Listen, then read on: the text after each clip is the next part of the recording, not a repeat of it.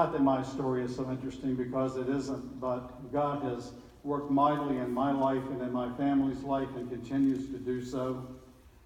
I was raised in a church much like this one. I had a drug problem. I was drugged to church on Sunday morning and Sunday night and Wednesday night. That's a joke, by the way. You feel free to laugh. Had a drug problem, but I had a wonderful childhood. I had God-fearing and God-loving parents, and they made such an impact in my life. And I went away to college, and unfortunately, what happened to me is what happens to so many in their late teens, 20s, sadly, even beyond that for many.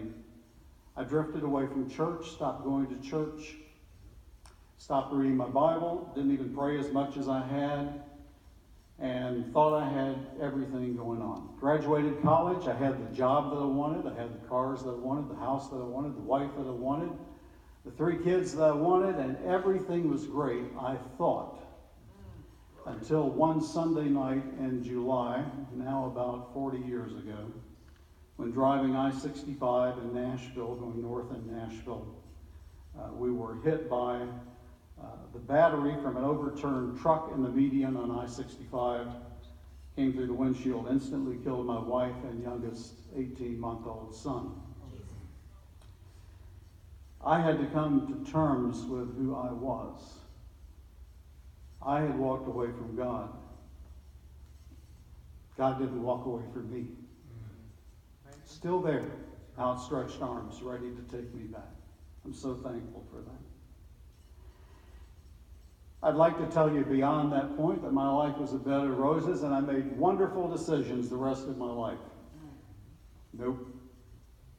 I had had a wonderful first marriage, 7 years. I entered into a terrible second 7-year marriage.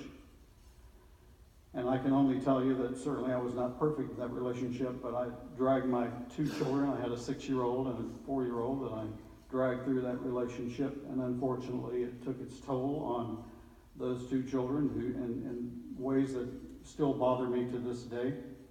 I understand why God hates divorce. It breaks up families. Yes, sir. And families are the building block of our society, the building block of this world.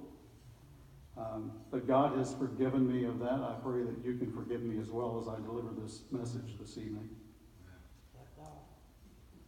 A few years ago,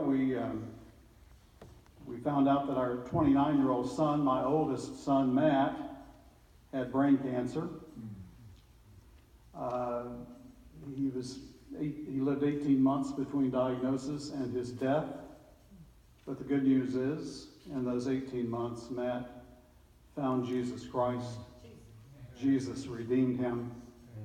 And he shared the gospel with at least one friend we know about who came to the Lord.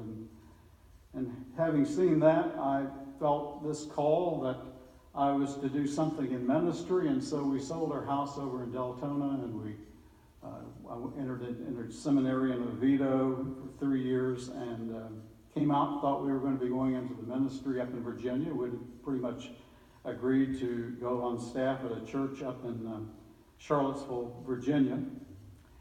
And Russ Williams, who some of you may know, who was chaplain at that time of the Brevard County Jail, said, I said, Dennis, this is Russ, I think you should be in jail. Well, I've had other people tell me that I probably should be in jail, but not the reasons he was talking about. And so, having seen that experience of Matt, who himself, by the way, had been in jail as a teenager, having seen that great change in his life, I thought, well, maybe that's what I'm supposed to do. And so, went to the Brevard County Jail, first as chaplain, and then later as senior chaplain there for 7 years, and left 3 years ago. I felt that God called me to that ministry, and just as audibly as I heard him call me to the ministry, I heard him call me away from the ministry. You know, there's ministry in everything we do. You can do ministry in any kind of job you have, and I thought I was there for the time that God would have me there. So how could anything good come from all those things that I have described to you? Well, if it wasn't for the deaths of my wife, Becky, and my 18-month-old son, Chad, I might still be walking around thinking that I'm in control of the universe.